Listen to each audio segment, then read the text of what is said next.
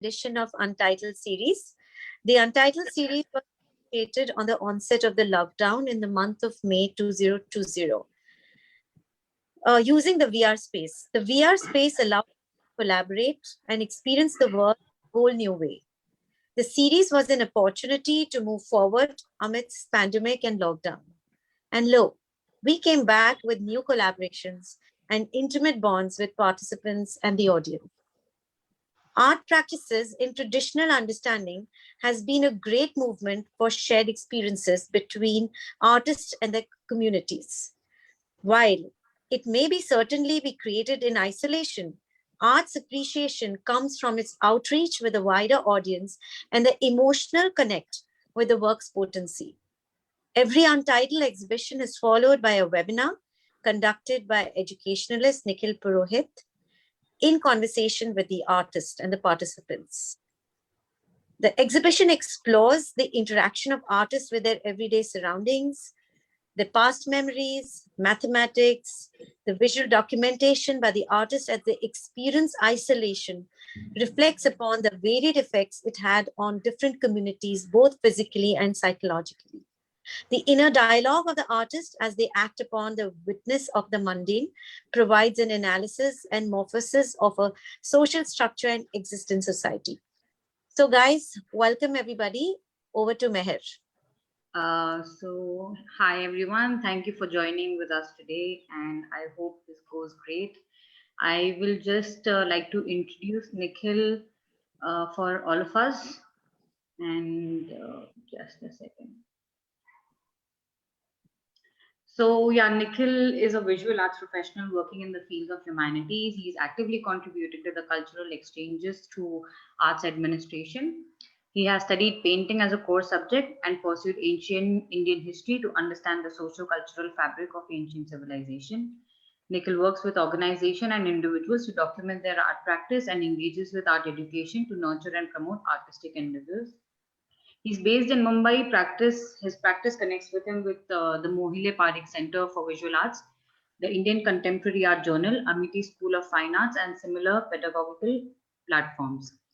He heads the initiative Fande, dedicated to documenting the arts to promote heritage and its management. So we welcome you, Nikhil, and I would just give a brief introduction to our coordinator for Untitled 9. I would like to introduce Afreen. Uh, Sorry, I don't get the second name that good, but Afreen Kareem, who is the coordinator of Untitled 9. She has found her inclination towards art writing, curation, and art administration.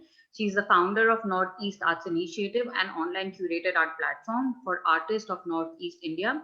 She has completed masters and bachelors both in art history, masters from MS University, Baroda, bachelors from Visva University, Kalabhavan, Shantiniketan, West Bengal. She is right now currently working with Pyoshi Art Gallery as an assistant gallery coordinator and has been a freelance writer for Art and Deal magazine. So I think we can now begin. Yes. Welcome everyone to the trigger why I do what I do. It's been a lovely journey, almost covering the entire year, and 8 different sessions, and today is the 9th one we are doing here. Uh, every set of artists has been wonderful, giving insights to different practices from different regions, geographies, socio-political contexts, and especially triggering a dialogue between what we call it to be a general audience, the niche informed as well as uninformed audiences, and widening the scope for a conversation in future. So I invite Afreen to present an overview of the choices made, like how this particular group of artists came together, uh, in the way, like since ranging from different practices here, like some of them are from Northeast and some of them have different literary oriented practices. So I would like to ask Afreen to introduce the approach here, and then we'll have a conversation with each artist. Thank you, sir. So I want to give you a brief introduction of the thematic concept. So the thematic concept that binds all artists of the Untitled Nine is based on a cultural interjection and a response to the culture and daily situation, in addition to the artist responding to literature. So while on the one hand, we have artists such as Dhruv Patel, Pratigya Singh Patel, Shubham Kumar, Nithin Ramalingam, and Gopika Krishnan L, who are responding to cultural environments, personal narratives, feminist issues and identity, and cityscapes. On the other hand, we have artists such as Pahul Singh, Nafisa Byangkhongwir, and Pankaj, who are responding to the textual readings and sources in their artistic practice. The artists are all a young group who are recent graduates and others who are yet to complete their postgraduate and undergraduate. However, they are all part of one art institution, which is MSU Baroda. So the Untitled Nine seeks to celebrate the diversity of their thought process and cultural inclusivity of all who belong to different cultural backgrounds and thoughts emerging from one art institution itself.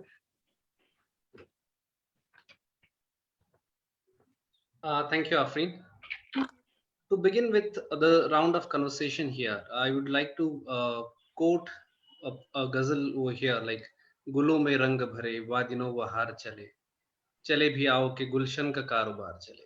Of course, it has more romantic connotations, but at the same time, art is one source which can bring those liveliness together, especially the times which we are again facing since past March and this March. Uh, we seem to have been in the same cyclical process, and we haven't moved much ahead in terms of dealing with the situations, but yet we need to bring in the brightness of life back again. And uh, what nonetheless, what else can do it in a better way than the arts and the artists themselves? So I would invite Dhruv to present his ideas about how he looks at the flora and fauna around himself. He has a peculiar observational aspect of looking at nature. Of course, we all have an affinity towards nature, but he brings it in a very interesting manner through his pictorial explorations, especially the wildlife which we generally consider almost ignorant in our surroundings, and as if it is integral to our life, yet vanishing in some ways. So I request Dhruv to speak about what is this idea of fauna, what is your affinity towards animals, and how they shape your artworks. Hello everyone. Good evening.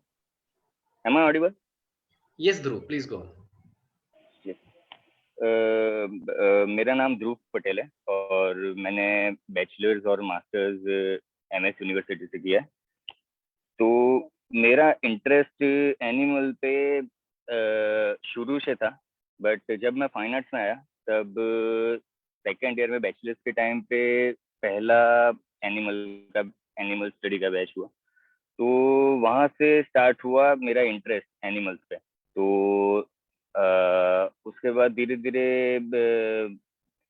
Animal को study किया तो काफ़ी challenging लगा मुझे कि एक animal को study करना कितना चैलेंजिंग हो सकता है, एज उसको स्टॉप नहीं कर सकते स्टडी करने के लिए, एक लाइफ स्टडी नहीं हो पाता इजीली, जैसा ह्यूमंस में पूरा डिफरेंट होता है कि उसको स्टडी करना। तुम मेरे काम में एक्चुअली कि जितना सिंपल हो सकता है, जैसे कि एनिमल्स को स्टडी करना मेरे लिए काफ़ी टफ था। फिर धीरे धीरे वो इंटरेस्ट डेवलप हुआ। इंटरेस्ट डेवलप होने के बाद धीरे धीरे सारे वर्क्स मेरे उसी वे में जाने लगे एनिमल्स के कंसेप्ट पे।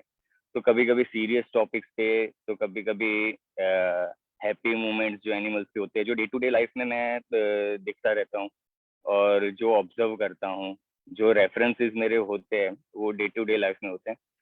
तो वो मेरे वर्क्स को रिप्रेजेंट करते हैं। तो यस, सो ध्रुव, हाँ। आपका जो ओवरऑल काम में जो ऑब्जर्वेशन तो है ही, कि आप एमएसयू से हैं तो आपने टैक्सीडर्मी भी शायद देखी होगी, तो उसके बारे में आपका क्या नजरिया है? जैसे टैक्सीडर्मी एक्चुअली बैन हो गया था, तो मतलब स्टडी करना तो काफी मतलब इंटरेस्ट तो था ही, क्योंकि रियलिस्टिक बेस्ड है मेरा वर्क। तो टैक्सीडर्मी में इंटर्नशिप भी करनी चाहिए, बट मैंने मुंबई भी मेल किया, तो वहां पे पर अभी वहां से रिस्पॉन्स नहीं आया कुछ, क्योंकि टैक्सीडर्मी बैन है, तो वो उसमें इंटर्नशिप नहीं कर सकते, तो वो प्लान वहीं पे ड्रॉप करना पड़ा मुझे। ओके, एक्चुअली टैक्सीडर्मी मेरे कंपोजिशंस में भी यूज कर सकता था, क्योंकि रियलिस्टिक बेस तो है ही।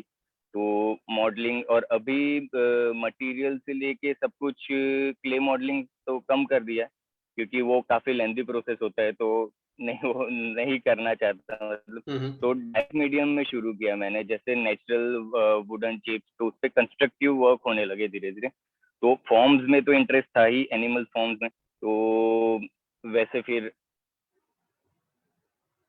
Right right. तो आप जिस तरह से आप काम शुरुआत करते हो, तो वहाँ पे एक साइंटिफिक टेम्पर भी है, और हमारे जो आस इर्द गिर्द जो रहने रहने का जो हैबिटेशन है, उससे भी आप जोड़ते हो, तो उसके बारे में क्या बताएंगे आप? एक्चुअली अभी जो सिटी में जो एनिमल्स होते हैं, वो काफी प्रॉब्लम्स ऐसे फेस करते हैं। जो जैसे जंगल में अभी एक लंगूर है, तो एक मंकी की स्पीस है, तो जैसे कि उनकी जो स्पीड है, वो सब यहाँ पे पूरा चेंज हो जाता है। वो देख सकते हैं कि कैसे वो स्लो हो जाते हैं, और जो उनकी एनर्जी रहती है, वो यहाँ पे देखने को नहीं मिलती। और जैसे कि उनका जो खाना वगैरह होता है, लोग उनको फीड करते हैं, तो वो उनके लिए ठीक नहीं रहता है, तो उससे भी वो काफी स्लो हो जाते हैं। तो वो वैसे प्रॉब्लम्स वो फेस करते हैं, जो मैंने इस वर्क में ट्रेसपासर हूँ में रिप्रेजेंट किया है।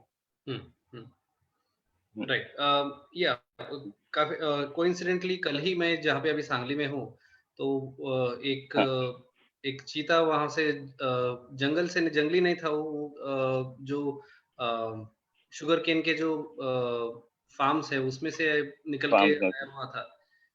तो काफी बार ह्यूमन और हैबिटेशन में, शहर में इन प्राणियों को आते हुए देखा जाता है। सो उससे पिक्टोरियल रेफरेंस में आपका किस तरह से एलैबोरेट होता है?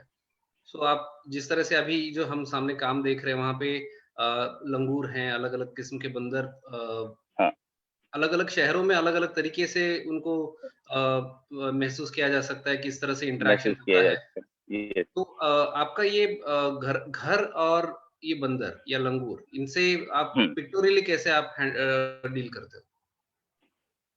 अभी ये एक्चुअली ये सीन जो होता है, वो हम सबने देखा होगा सिटीज में और खुद के घरों पे और ऐसे। तो वहां से आइडिया आया था कि ये यहाँ पे आते क्यों है। एक मेमोरी में आते हैं, एक ट्री को तलाश करने आते हैं, बट अभी वो उनका हैबिटेट पूरा धीरे धीरे खत्म होता जा रहा है। तो वो यहाँ से वो माइग्रेट करते हैं धीरे धीरे, बट वो फिर ये अंदर जो ट्री है, वो लाइव है, वो एक बॉन्साई प्लांट है। तो एक्चुअली वो क्या है कि वो उनका हैबिटेट मैं दिखाना चाह रहा था इसमें, कि वो एक मेमोरी के थ्रू आता है। वो यहाँ पे देखते हैं कि यहाँ पे एक पेड़ होना चाहिए था, बट अभी नहीं है, यहाँ पे एक बिल्डिंग है। तो वैसे ये राइट। ध्रुव,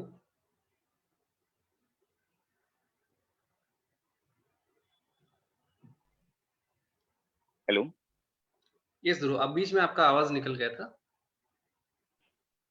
हाँ हाँ सर, एक्चुअली यहाँ पे नेटवर्क इश्यूज है। नहीं, कोई बात नहीं, कोई बात नहीं जी, कंटिन्यू कीजिए। ओके, ये आप तो मेमोरी के बारे में बात कर रहे थे। बस यही कंसेप्ट था कि हम्म। हाँ, वो एक मेमोरी यहाँ पे एक ट्री है, तो वो तलाश करने के लिए यहाँ पे आते हैं, तो उस कंसेप्ट पे ये वर्क है। तो ये एक सीरियस टॉपिक पे पूरी सीरीज थी, जैसे ये है, फिर एक काव वाला जो spring वाला जो टाइटल है, तो वैसा ये एक सीरीज पे है। तो वैसे कभी कभी हैप्पी मोमेंट्स पे भी होता है, जो मैं डे टू डे लाइफ में देखता रहता हूँ, जैसे घर से कहीं जाने पे या कहीं पे भी, तो एक एनिमल कैसे खुश होता है, तो वैसा, या उनका जो फॉर्म है वो मुझे अच्छा लगा, तो वो मैंने माइंड में रेफरेंस ले लिया, फिर वैसे उस रेफरेंस से भी मेरे वर्क होते हैं। तो अभी मटेरियल्स के बारे में अगर देखा जाए, तो मटेरियल्स जैसे नेचुरल मटेरियल्स भी मैं यूज करता हूँ ज्यादातर। अभी क्ले मॉडलिंग वगैरह कम हो गया है मेरी प्रैक्टिस में, बट अभी डायरेक्ट मीडियम पे ज्यादा अप्रोच होता है कि डायरेक्ट मीडियम्स में, और जैसे कि अभी एक स्टैग है, तो स्टैग में कौन सा उसके फर के related material, right, would scrap है, मिल स्क्रैप है, तो वैसे यहाँ से पूरा ये एग्जीक्यूशन पे चला जाता है। एक कंसेप्ट है, उसके बाद में धीरे धीरे एग्जीक्यूशन पे। Right, okay okay. सो एक नजरिए से हम ह्यूमन और नेचर के इंटरेक्शन के बारे में बात करेंगे, इंटरेक्शन के बारे में, या तो और एक पोर्ट्रेयल नजर आता है आपके काम में, और उसी पोर्ट्रेयल को लेके मैं मैं अगला सवाल गोपिका से पूछना चाहूंगा। So Gopika also has a significant presence in her work about self-portraiture and her reference to her surroundings. So I would ask Gopika that how do you refer to these ideas? What is the role of self-portraiture in your work? Thank you for the question, and good evening. Good evening, everyone. So self-portraits. So I started self-portraits from my bachelor's itself. I've been at first it started off as an academic practice, but it became more than that. It became more like trying to figure out my assistance, exploring more about how I engage through different spaces. And in personal ways, it was also a healing process for me, because I got to know more about myself, and a lot of invisible things became so visible. And yeah, at first it was through my academic practice, it was just representing my realistic image in a paper, on a frame. But then slowly after that, I started to depict my presence over there through colors, through different line strokes, and through the material that I use. So that's what I'm doing till now. I'm trying to explore more about how I can use this present to my surroundings. And even I think it was during this pandemic that I started to, I always tried to go outside and try to explore more things. But once this pandemic started, I realized that there were a lot of things to explore just in my room, and that's something that I tried to portray through these works as well. So yeah, and some elements like there are like very high close-up observations, like for example a plant or a flower growing from near a garbage can, or like different textures, or patterns on the wall, or even spider webs on different corners on the wall had really made me think, to reflect on my thoughts. And that's what I tried to bring on my frame as well. And these are only there are many other sources as well. I get inspiration from other artworks as well, and it could be a shade of color, it could be a small element that really triggers me or inspires me. And that's what I put in my artwork. And thus I realized that I bring a space that I never really noticed, yet it was still there for so long, but I never really noticed it. So that's what I'm doing right now through these works and all. So I hope. Yeah. So how do you refer to the choice of medium, especially when we look at your crayon works? So there is a childlike approach in doing this, yet it is meticulous and completely patient. It is not that it's like generally the like children take it in a stride and leave it off, but yet Yeah. it is there is a meticulous approach in it. So how do you refer to this uh, consistent working? Okay. Uh, Interesting question. So crayons was something that I always used from my bachelor, from as starting when I was a kid. Actually, I love crayons. Doesn't so I don't really try to use this specific material for my process. I use whatever I could get. I would practice it. Even last time as well, I had a paper and some. I tried to use oil, soap, and colors through it, and start to make a mess. And everything becomes a mess, definitely. But the results, using the result, I try to use it on my practice as well. So this, with this, so in these works, I try to bring a new direction to my work through crayons as well. So like I said, I was really influenced by these up close observations, and I wanted to bring to my work. So obviously that's what I did here.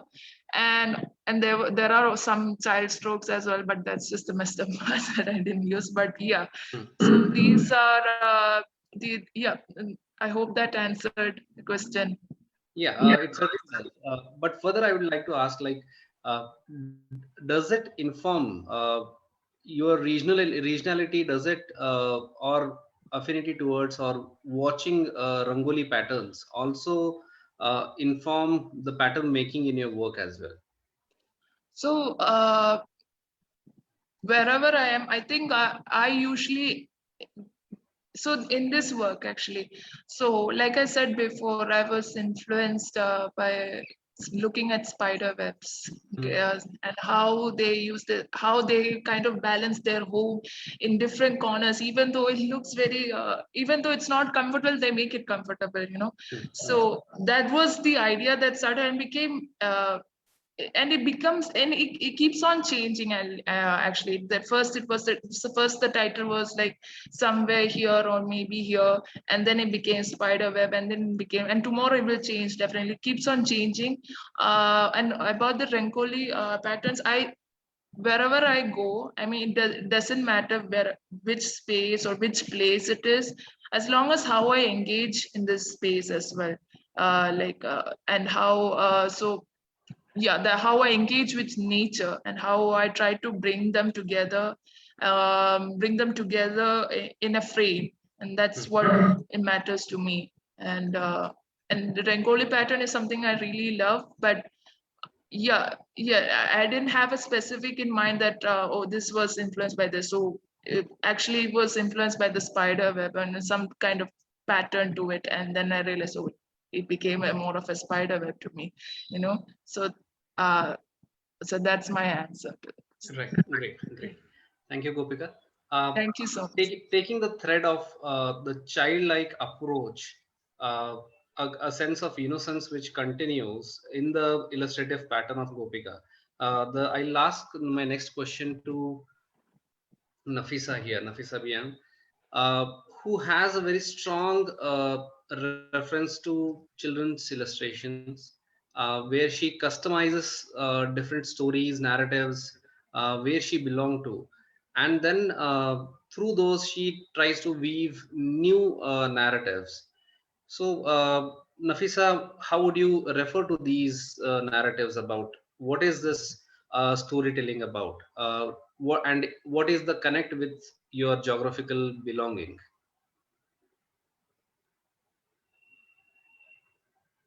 Am I audible? Hello, am I audible? No, slightly louder, please. Hello, Yeah, we can hear you. hello, Yeah, it's quite low, Nafi. hello. The sound is very low.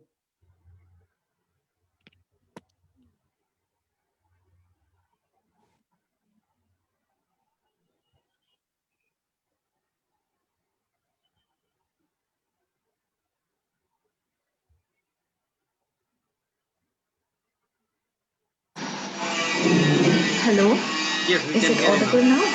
Yes. Okay, yeah, I just had to change the settings for the speaker.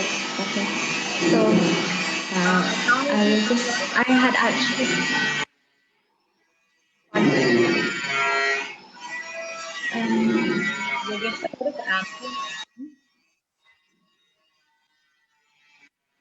Nafi, I guess there are some noises in the background. Is there a way to? yes, actually, because my house is under construction actually. Okay, okay. I didn't know they would be doing some welding today. Yeah, we can speak. That's why it's We can being hear loud you in the well. background. Please continue. Okay, okay. Yeah, yeah. So I this is a work that is in process, and this is something that I started much later than the works that I submitted for the show. And so I would start off not on this work, but I'll start explaining from how I started off in bachelor's with my drawings and how I started identifying these drawings as such, examining the drawings. So I, like you had mentioned, there is a sort of quality of children's illustration that is there in my drawings. And I would agree with that also because I love children's illustrations and I love the illustrations that you would find in these children's books, and especially the ones that I had when I was a child, when I was in school, these English literature illustrations. And I think I really hung on to them because even later on, I mean, I went to bachelor's and I started drawing from life, and I would draw from life and I would do whatever I see in front of me. But eventually, when I was in bachelor's, when I started my master's, that is, when I started my master's, I started making drawings from memory. So whatever, all of the drawings that you see here and the ones before as well are all done from memory. So yes, and this is my table of works. I mean my working space. So these are the things that I'm doing now currently. I'm using archival materials, like pictures that I get from the internet, which depict Khasi people, Khasi society. And some of the pictures are what I have found at home of different occasions that happened at home. Pictures of my family, my friends, but those were all photographs. And right here is a book that I use to get insight on, and one is by Marina Warner, and the other one is by Desmond Kamata. And what I find interesting is because for both of these books, like for Sir Desmond, it's mostly about theories, essays on folkloristics and the community of the Khasis themselves.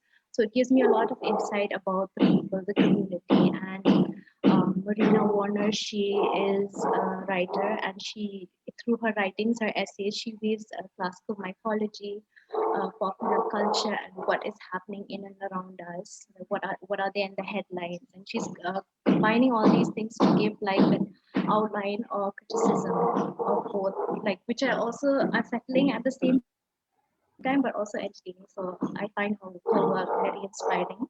So let's get back to the stories. Like, why are stories so important for me? Stories are part of my childhood. They are the things that I would go to when I wanted to just delve myself in and get lost and start imagining all sorts of things. And even now when I work, it's usually whatever stories that I'm creating myself, I refer back to childhood. So there's this sort of cycle that goes on. And so I will talk about the geography. And so in response to that, when I was here in Shillong, when I was in school, like that was a different thing. I was never in arts. I was never in the art field. I was a science student, and I was not open in that way to reflect on my surroundings in that manner. I was always so occupied with my scientific studies, but towards the end, I had to decide what I really liked, and I I mean, whenever I was not studying, I drew and I painted, and that was what gave me immense pleasure, immense happiness. And so that is what I wanted to do later on. So when I moved away from where I was living, there was a detachment from the community that defined my identity. But also this detachment, this going away from a place, it allowed me to rediscover this identity through a process of searching for a language in the visual. Because the whole journey of in art for me, it's I'm looking for a language, I'm looking for a way, how can I speak, how can I address myself, how can I give myself a voice. And the search for this language itself led me to the search of my identity and search that would mean to go back to where I come from. And so this change in a place, change in location really helped me to see things in a different perspective. Am I audible? Yes, Nafin. Yes. Yes. Okay. Right. So it is interesting the way you adapt the English storytelling and the illustrations in it, and the sharp lines, and they are poetic enough in a way. Uh, and also at the same time, it in a way interestingly contrasts with the regional flux what we notice as a region where you belong to. So yeah, so how do you refer to these linear quality in the picture, or do you also refer to regional folklore or storytelling which may happen through the local narratives?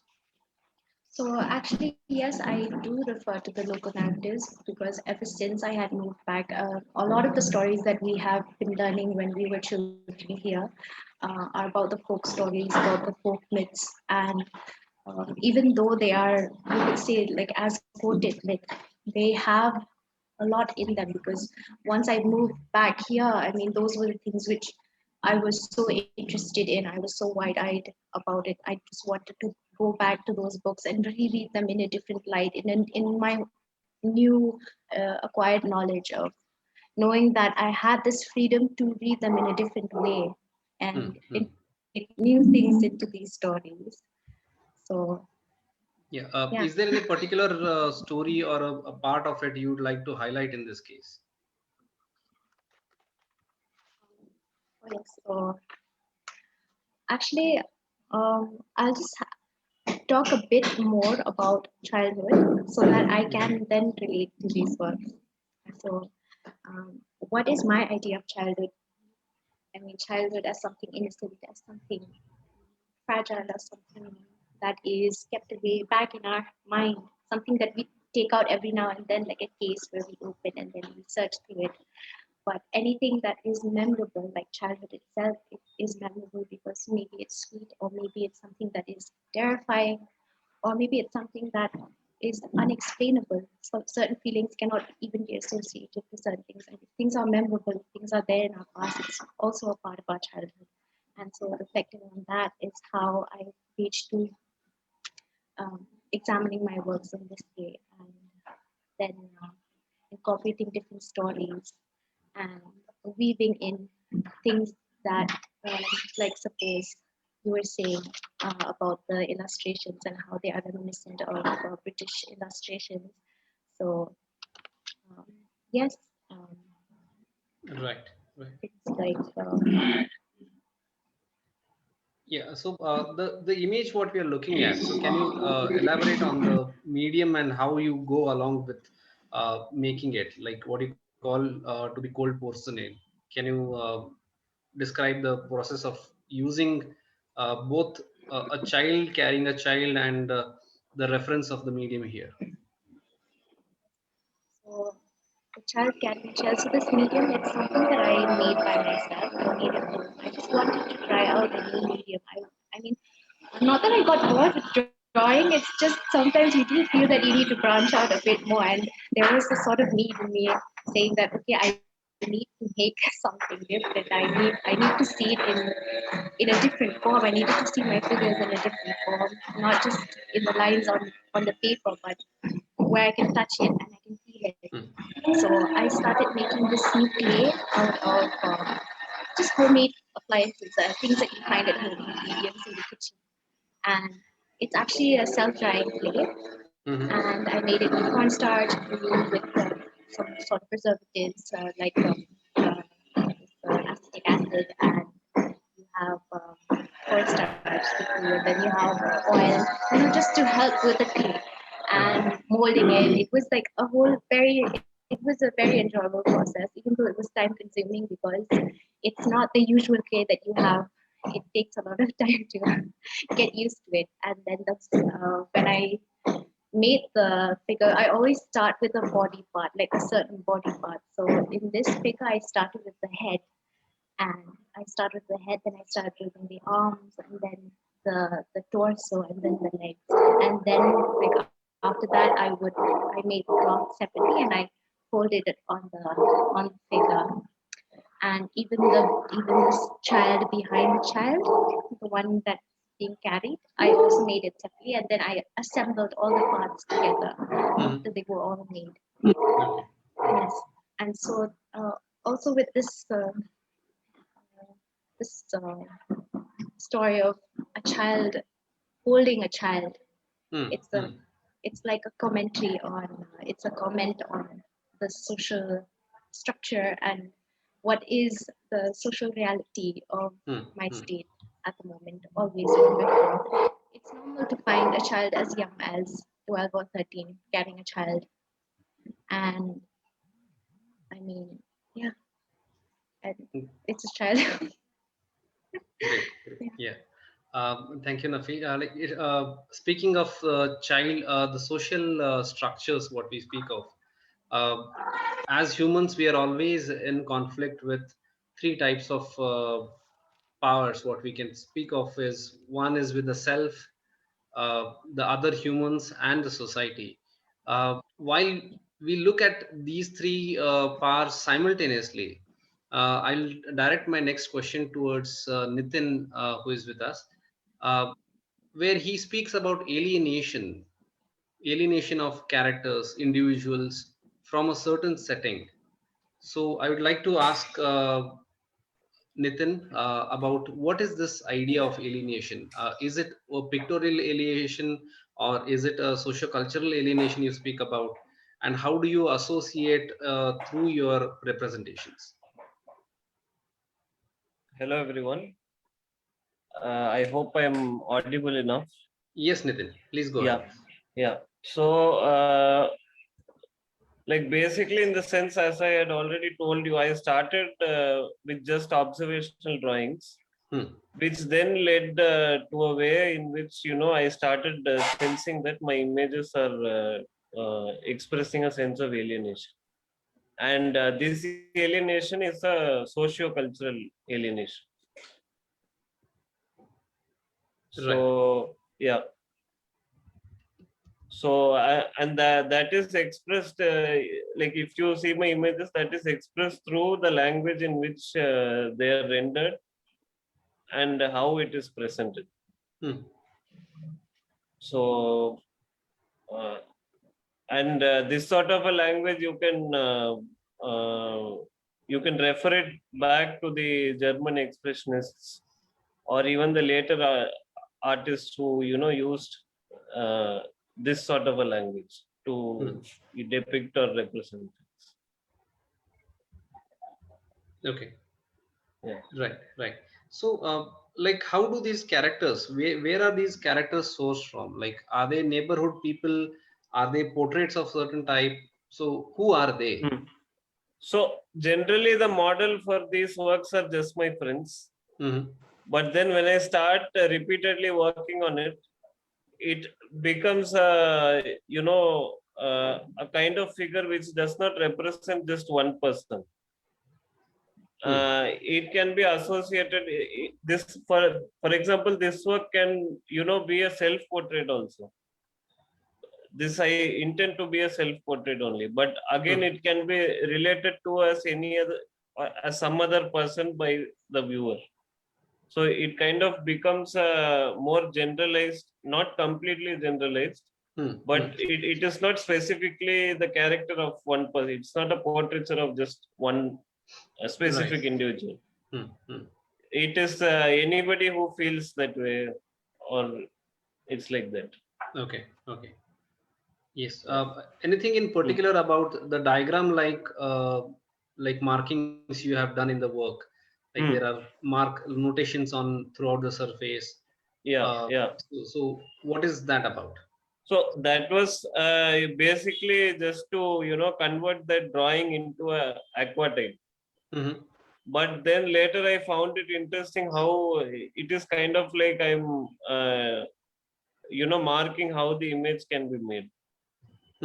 So I felt it interesting to show that or exhibit that thing.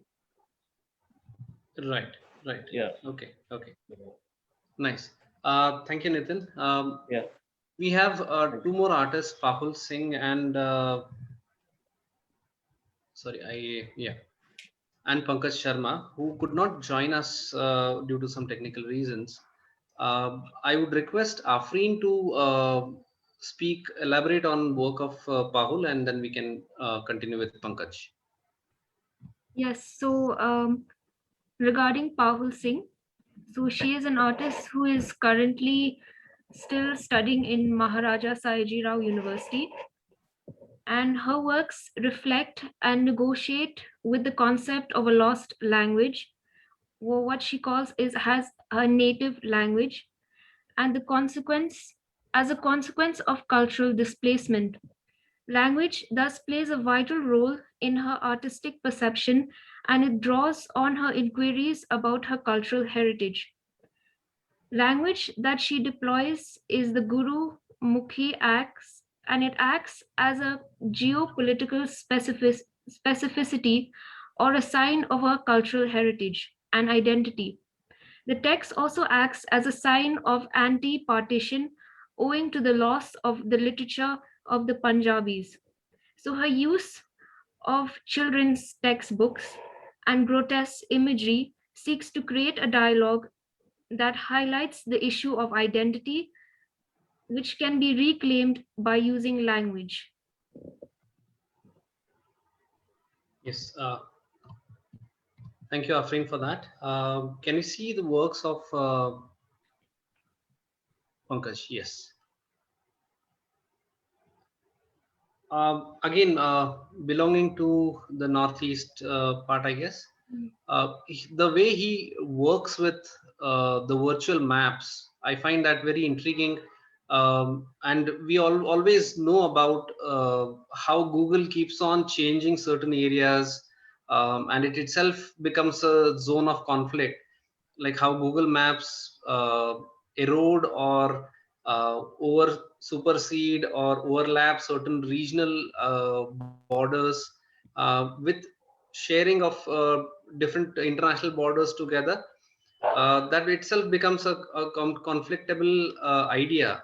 But here he works with the idea of dams, how it is shaping the regions, how the water bodies are being changed or their form is being changed, affecting not only the geographical aspect of it ecologically, but also redefining the nature ecology around the nature, and how sustainability is being affected as part of these developmental aspects. So a common word which we come across is Anthropocene, how human activity starts influencing the role of nature and its well-being, where we access nature in its fullness. Yes. So some of his works here.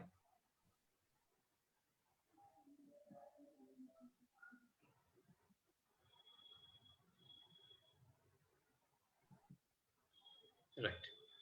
Yeah. So now we lead on to the next question to Pratigya Singh Patel here. So, like, while having a conversation with her, it was interesting how articulate she was with the range of things about her practice. So my first question would be, what brings about this articulation? What brings about a certain clarity towards your position with whatever different subjects, either of cultural belonging, uh, shaping your character, as well as a gendered understanding? So what exactly are the different aspects which make you articulate? Like I came from a farming background. Like as I grew up, like I was confused with the added labels or like the identities I was being given as a woman, and that was something that became a trigger because coming from a farming background, like I was taught to coexist and not only coexist but to respect my surroundings. So in that manner, at least in my upbringing, in my family, like a female was not different or a female was not other. So, and then like I remember I have these memories of my grandmother telling me these folklores and mythologies from where this uh, presence of crows started coming in my paintings, where they became my spectator. And as the eternal bird in folklore, like I wanted it to be the witness to the things I was experiencing. Mm-hmm. So growing up, like there were certain incidents that became a trigger for a lot of these works where I was confused as to why I was not being treated humanely in that sense. Why is it so hard? Like these questions, they kept on coming where I was being really bothered by a certain kind of gaze, spectators, then maybe touch. But so I kept on asking myself these questions and tried to figure them out. I would ask my elders these questions. I would ask people these questions. Sometimes I got answers. Sometimes there were very ambiguous statements that I did come to terms with, but it still wasn't enough. So from there, like from these triggers and incidents came this need to understand the word body and its connotation. Mm-hmm. And from there, I gradually, my work started progressing. And while I was painting, like I started treating the mediums I was working in as body. And it did take a toll on me. And simultaneously, I started working in clay, which really helped me. Like there was this safe space where I can again build this body, irrespective of all the labels that have been given to me. Right. So besides like having a Koro Crow as an entity in your work, what other connotations does the bird have? Now here, obviously, there are several relations what we can look at. One is its presence in our surroundings, especially how it refers to livelihood as well as death at the both simultaneously. So are there any other connotations you would like to refer in this case? So in folklore, like I remember this story I used to be told of Kagbhusan. Like I grew up with a lot of Hindu mythology. So my grandmother or my father would tell me these stories of this one bird that is eternal. It does not die because it listened to this story. Then I used to be told that crows were our ancestors that come back during Pitru Paksh. So we feed them and they come to check on us. And then these mythologies, they kept revolving around my head when these certain incidents happened because they were right there sitting on the trees, and I kept on staring at them. Like, you're just looking. Why is nobody doing anything? And like, and that was being extended towards the masses as well, where I was just confused.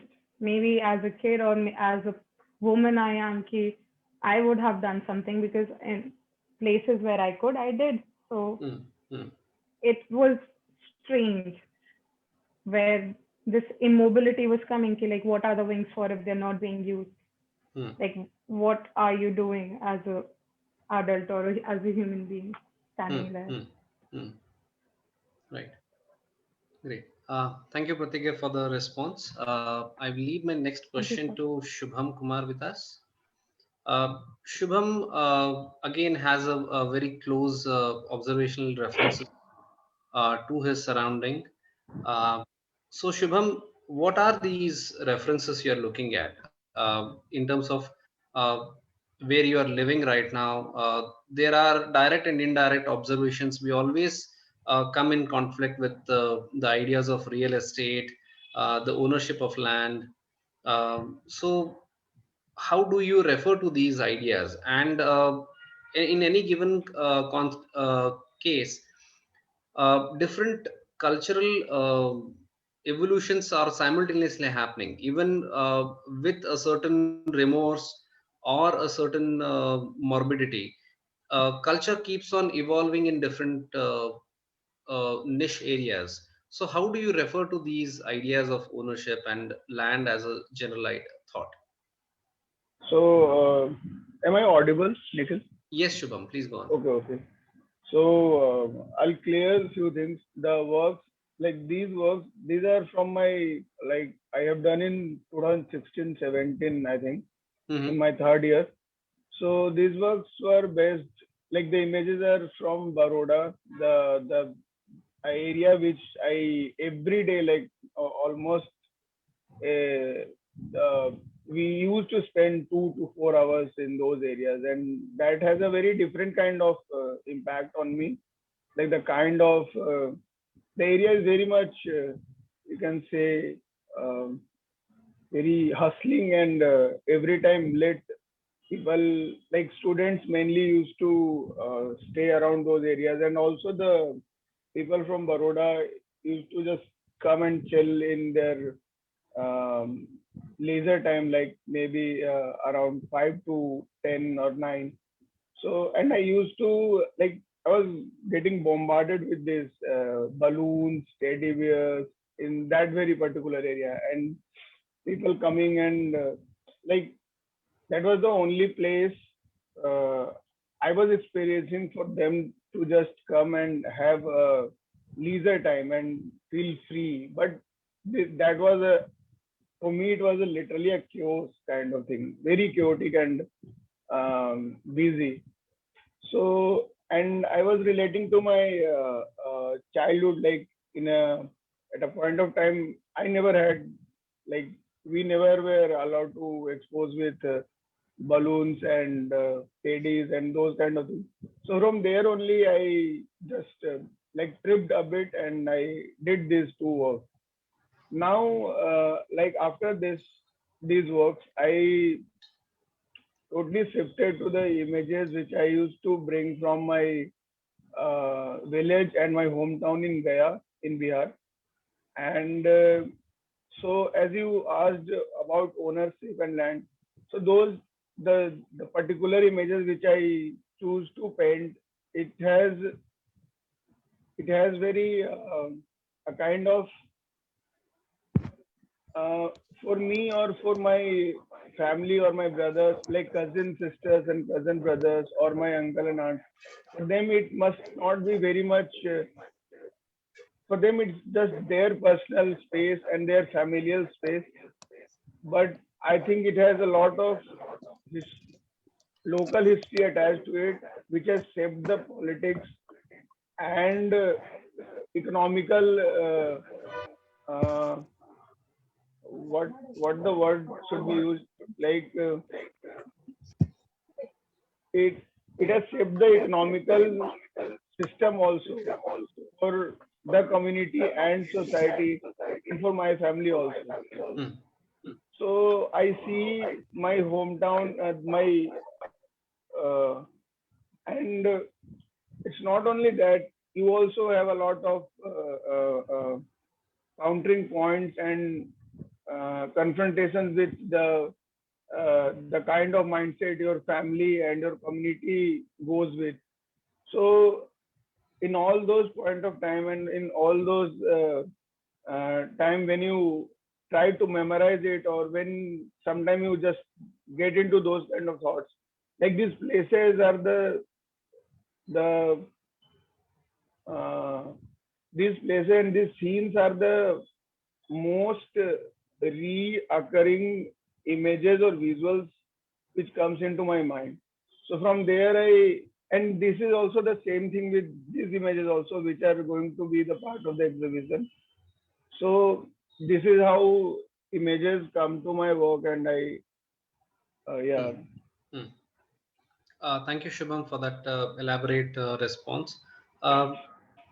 When we speak about different keywords which have been part of the discussion so far, we speak about regional belonging, identity, uh, different types of losses, narratives, childhood.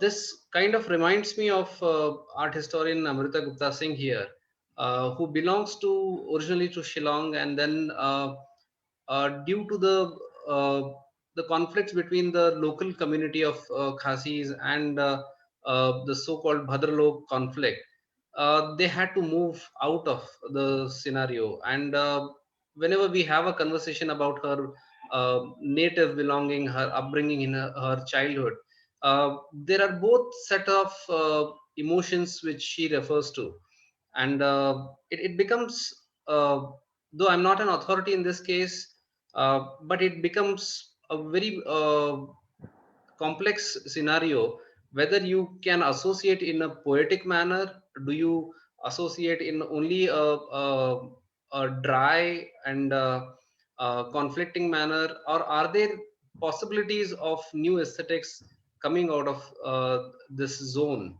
So I would direct the artists who refer to these ideas, how do they respond to such a scenario? So it's a common Well, question to all the artists, and you can respond at your will. I'll speak a bit. Like for me, in my when I started this very like bringing my images from my hometown and village, the, first of all, I created a literally a storyboard kind of narrative of 120 to 140 paintings in year 2018, and from there I was just literally doing in watercolor paintings only. Then I shifted to something very it's a kind of very digital image, but totally in watercolor image. Then I started thinking about how can we think about an image, what is an image, and what goes into making an image. And I wasn't trying to think totally scientifically, and so what all goes into making an image and how you see, it's ultimately it goes into your skill, like what kind of skill you possess. I'm not talking about academic skill, which like historically, but a skill which you develop in a point of time, and after a point of time you get such a hold that you are able to um, deceive the world, deceive the audience or the spectator. And at the same point of time, I was seeing how like the things around us, be it religion, caste, or community-based systems, rules and regulations, or things in a family, there people tries, like people have practiced it. It has become their practice. Like how we talk in our as an art practice, it has become a practice of our parents, guardians, and the locals around. They also keep practicing it, and make it a, um, a lie which becomes ultimate goal and truth for everybody. Right. So from there also I can say I tripped a lot. So these images are totally different, like the processes. These are from last year, and these works are totally different if I have to show. So right. Yeah. Thank you for the response, Shubham. Yes. So I would urge other participants if they have any inputs on the question. Yeah, and Meher, could we please stop the presentation if the images are seen?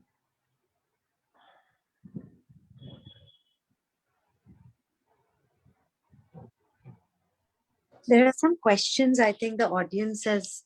Yes, certainly. We will take all the questions in a short while. Rusha, have you been sending, sir, everything? Yes, yes. She has shared a range of questions. So I'll read them out one by one. Yes.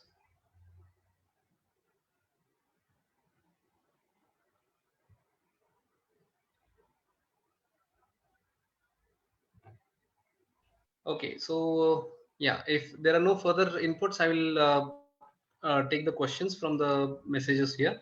And the audiences are also welcome to put in your messages or also directly ask if you feel free to. The first question here is to Gopika. It is evident in your work process that color is a dominant element.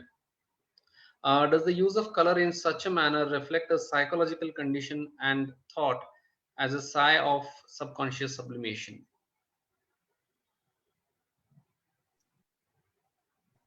Yes, yes, that's definitely true. Like I said, through self-portrait, it was also a journey of self healing as well. So, and like I said, through self-portraits, it's not just about like my realistic image on a frame. It was also trying to discover myself as well. So I was also presenting my inner conscious as well. Through colors, through lines, through even the material or through the smudges that I use, it really communicates to me, and probably I could only I could only understand how it means, like how it is. So yes, yes, and definitely nothing is planned out.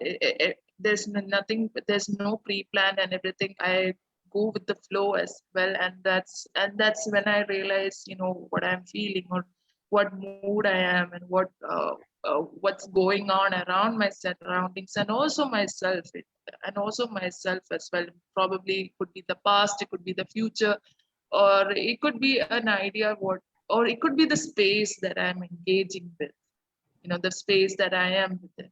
So I hope that answers the question. Yes, thank you. And thank you for that interesting perspective. Yes, so the next question is directed to Nafisa. Could you elaborate more on the juxtaposition of Western literature and Khasi oral folklore tradition? As you are aware of, the Western literature is based on written word, but the Khasi tradition was always oral.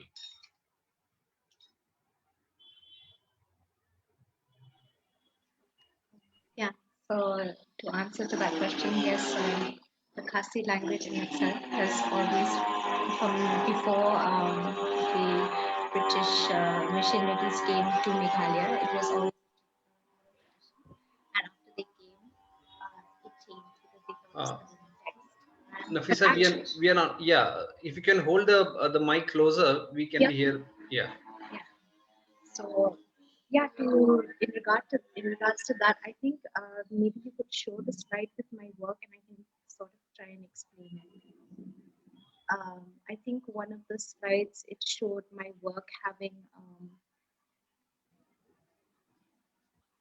Yeah, we are going to that image. Yeah.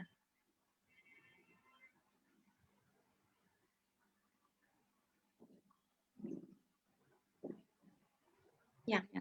So in this, you can see it's actually just a sketch at the moment, and it's a drawing of a parent-teacher meeting. So in itself, it's indicative of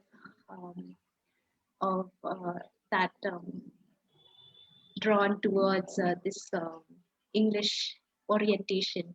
And also with the tartan plate that is here, this British tartan plate, it is very significant because even though it's used for its fashion significance, now it serves as almost like a traditional garment because everybody wears it and people take it as a traditional garment.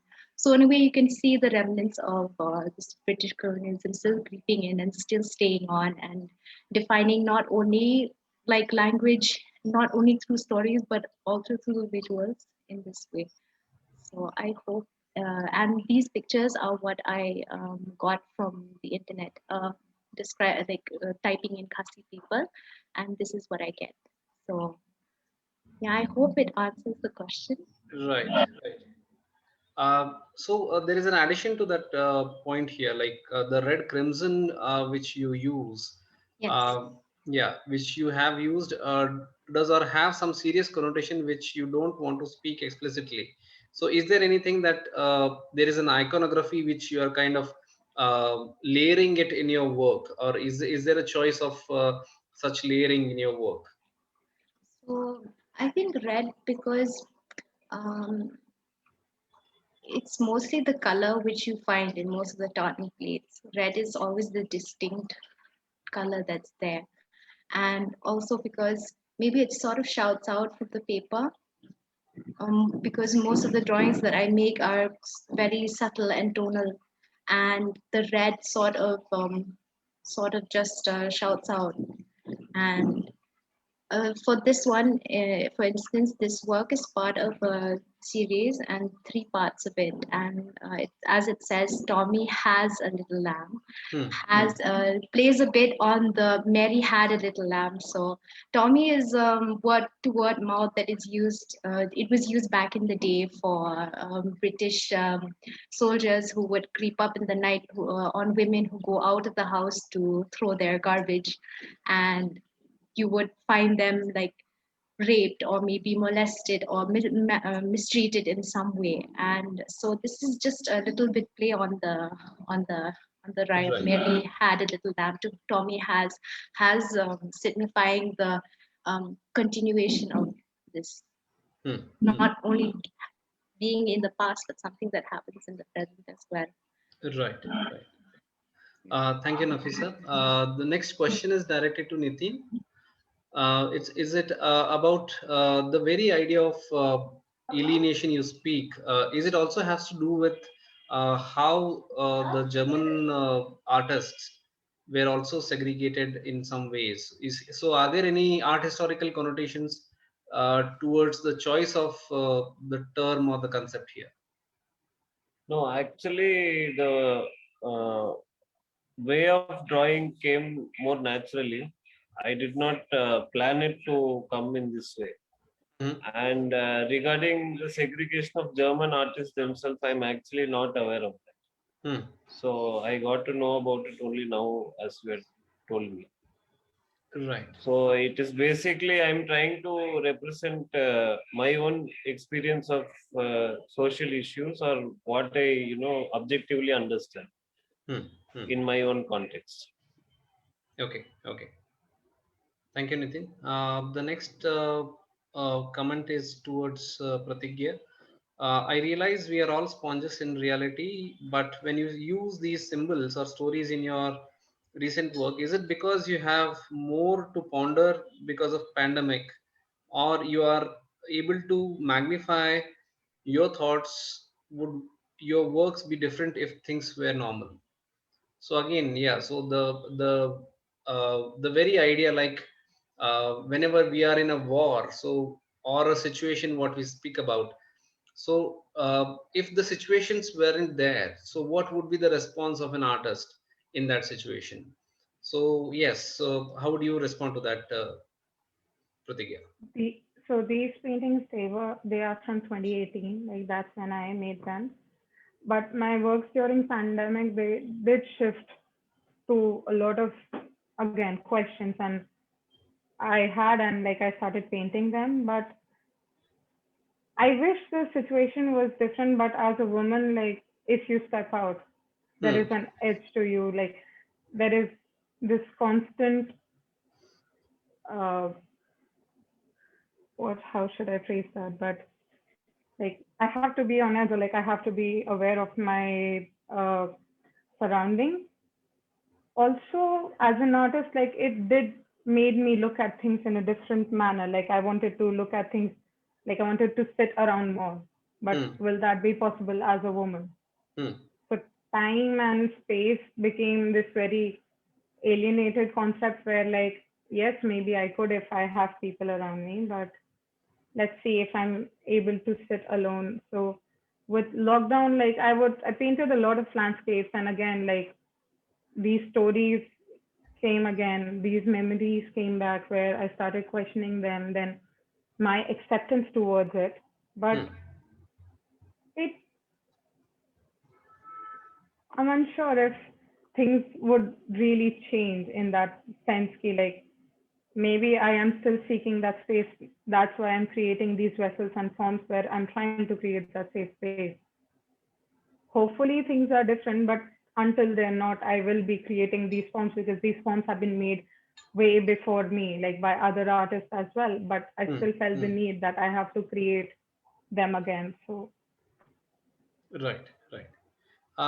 So as a common question to all the artists here, like we are all have a very strong connection to our roots, our regional belonging, geographical belonging, cultural responses.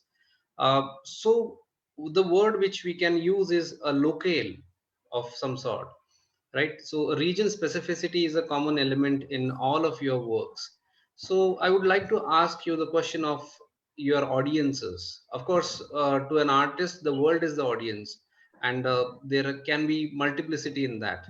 But individually, what do you see to be your audiences in that case through your practices?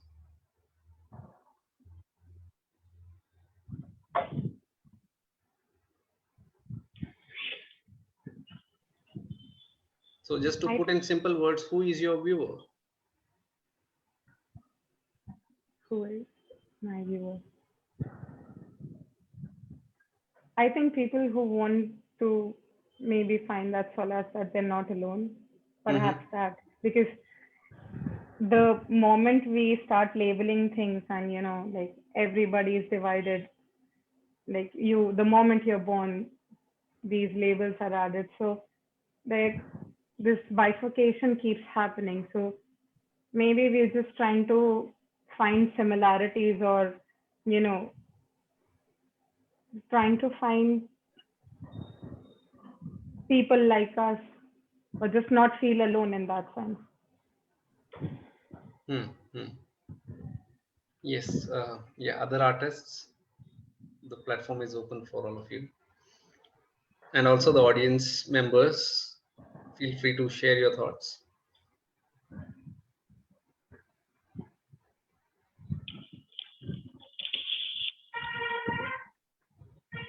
What was the question, Nikhil, actually?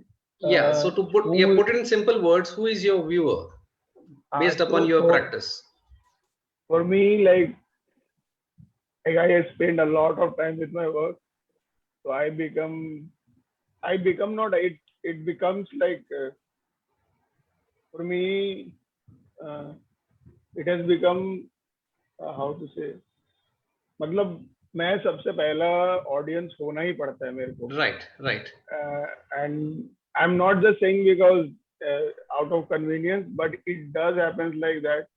I work and I look for a lot of time and to spend a lot of time. So actually you become, if you're investing this much of time, you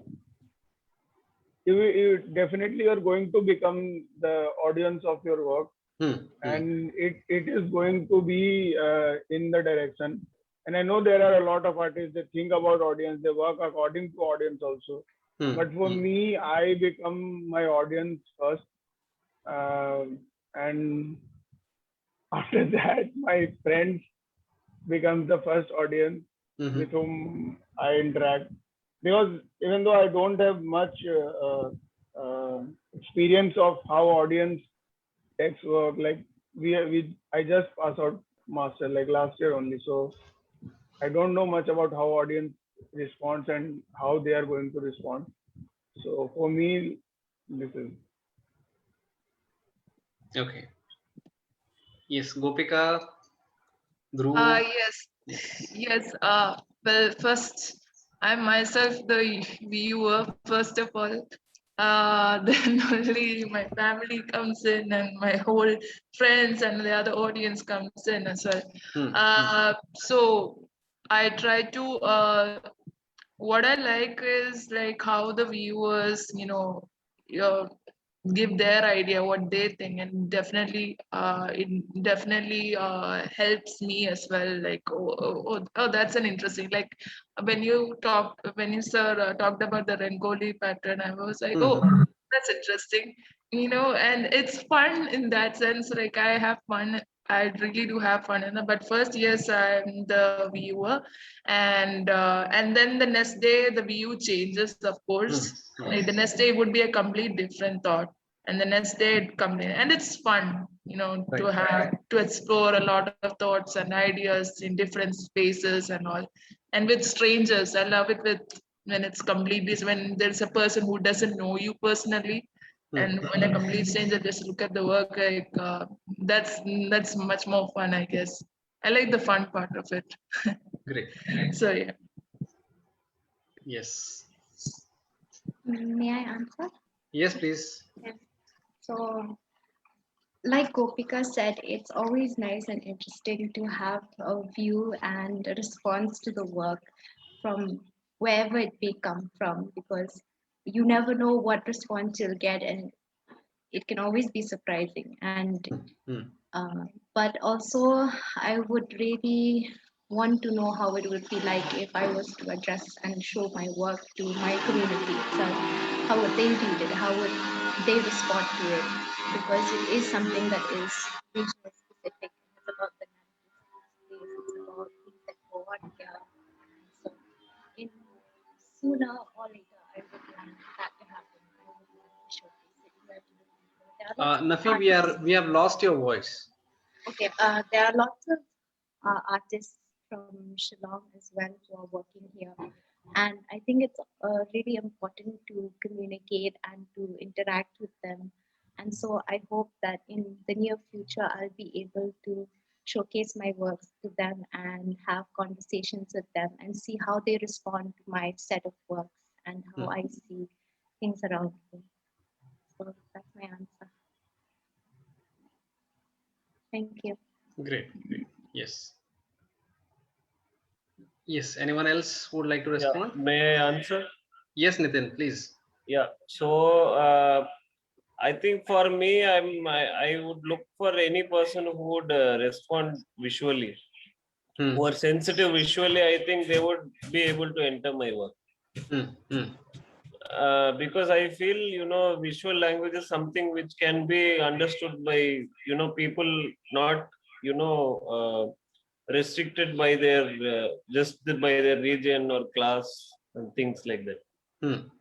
So, as you said, I would say, the world's the stage. So, right. Okay, so there is a question here: why only certain memories and life experiences lead to making a work? Are they selective about it? What happens when they are commissioned by collector or a curator? So yes, again, a kind of the workspace questions here. How do you respond as creators or makers to these more formal setups than your studios or your workspaces in the personal context? Yeah, so how do you respond to this?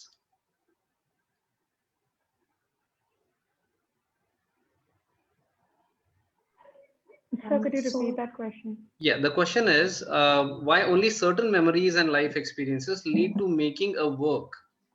Are they selective about? Are you all selective about it? And what happens when they are commissioned? Like in general context, like there's again this debate of curator being the artist or taking the role of a creator. And I'm sure like all of you must all have had these queries or discussions about it. So how do you respond to these ideas? Like what exactly becomes visualized? What comes to the surface as an image? How are these selections made? So I feel selection in itself is inherent in every person. Even what we see every day, if we are to see the same thing, if I and Gopika were to look at the same picture, I would respond to something different, and she would get something different out from the image. So there's always some level of a selection that goes about. So even when you're presenting your work or you're presenting your ways of your thoughts, there's already a system of selection that goes by. And even though when we give our statements, like I'll say, suppose we're giving our statements about our works, we sort of try to inculcate all the thoughts that we have. So it may seem that it is concise, but it's actually once you relate it to the different artworks, then it sort of bifurcates and things are sort of elaborated further and further from each work. And so, and also about the curated works and how when you have to compensate for commissions, so to say. So far, I have not been commissioned for any work in that sort of sense, so I will not be able to answer that. But in relation to this show, for instance, I don't feel that we have been limited in any sort of way to express ourselves, and each one of us have been given the opportunity to speak as freely as we want about our work. And I really appreciate how the whole this webinar has been made so that there is still a continuation in the process of explaining everybody's works, even given that everybody is given that freedom to talk about their work without limitations, so to say. Great, great. So yes, we are moving towards the end of the session. So we can take a couple of last comments either from the audience or the artists. So feel free to continue.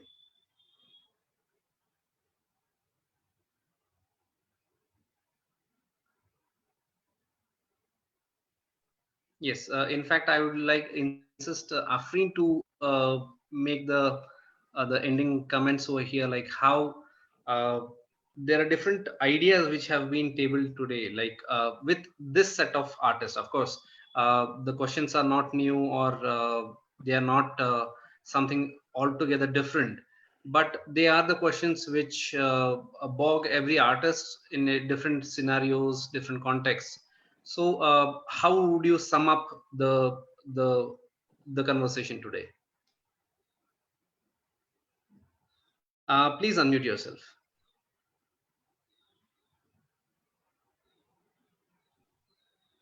Yes, so thank you to all the artists for presenting your works. And I think I would like to talk on regional specificities, especially since Nikhil sir had specifically mentioned that. I think a lot of the artists within this Untitled 9 have focused on this issue of regional specificity in their own ways. It is especially more evident in works like of artists Nafisa Byung and Pahul Singh, as well as Pankaj, because they kind of draw from their cultural settings and their literary backgrounds, and they bring in a very different contextual readings to their cultural settings. But it is also evident in Shubham Kumar's work as well, where he's responding to cityscapes and he's responding to the city environment itself and his local surroundings. Another thing also that I've noticed is that artists are responding to their own personal narratives. So it is evident in Gopika, for instance, where she's talking about her interjection into her own cultural setting and as well as her own psychological perceptions of herself. And the self as a portrait is always something that has that was always there from history itself, whether we see in Van Gogh especially. So I think a lot of Gopika's works kind of remind me of Van Gogh's paintings as well, in terms of its approach and psychological concepts as well. And I think, yeah, I focused on this for the concept is the regional specificity, the cultural settings. And I would like to thank all the artists again for participating in this Untitled 9 and contributing your works. Great. Yes. So over to you to Meher and Priyashri. Yeah, thanks a lot, Nikhil, for the webinar again. It was pretty engaging and insightful with all the artists presenting and like speaking up so comfortably in your Zoom. I would like to invite Priyashri now for a closing speech. I think you should do it, Meher. I actually wanted to ask you to give the thank you note, and also if you can share your experience with us past a year. Yourself and Nikhil have been conducting and triggering this entire session of why I do what I do. And I want to know from you, what is it that really you took back or something which you'd like to share with us? And I would want you to give a thank you note. Thank you. Okay. So thanks to you, Priyashi, for giving me this opportunity. Also, I am really delighted to be associated with Nikhil in this way. And I've been knowing him since a while. We used to do some walks in Bombay together. And it's been nice to see how he's been able to take out stuff from the artist and then bring forth these webinars for us. It has been quite an engaging journey. I think the bunch of artists that we got together, and I think this is, if Nikhil would agree with me, this is the peak time in an artist's practice, which you find like things moving and you know what direction it's going to go in. And for me, it's very interesting to see a practice at this stage where, you have just finished studies and you are moving into a direction and your language is just forming up. So I think, yeah, this was brilliant. And many thoughts, many practices I came across, which was really interesting. And so yeah, I think overall that's it. Also, when Nikhil asked the question that who are your audiences when you're working and when you're practicing, I think this is something that it leads to for more conversations, to share practices, and this would be the ideal place to come out and share works. And these webinars work wonders in one's practices and having conversations and being able to have that conversation in the first place when you work. So I think, yeah, that's for me to take back. And thanks a lot, everyone, for being here. Again, I would say to be so comfortable in sharing your practices. I think we would like to add something. And thank you, Afreen and Rusha, Yogisha, for working behind the scene. All I can say as a closing line is that all you guys are in a wonderful space wherein you can be vulnerable, and it's exciting because nobody is judging you. Please document your thoughts, your actions, your deeds, everything what you're doing, document it, keep it. They will become fodder for your future, trust me. I'm saying it with experience. Thank you, everybody. Thank you.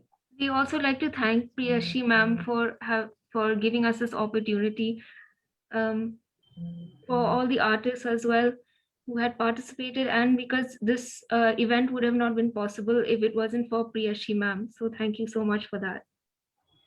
Thank you, Afreen. Thank you so much. Wouldn't have happened actually without all of you. The truth is that. So thank you very much. Have a beautiful evening. Bye-bye. Good day, everyone. Bye.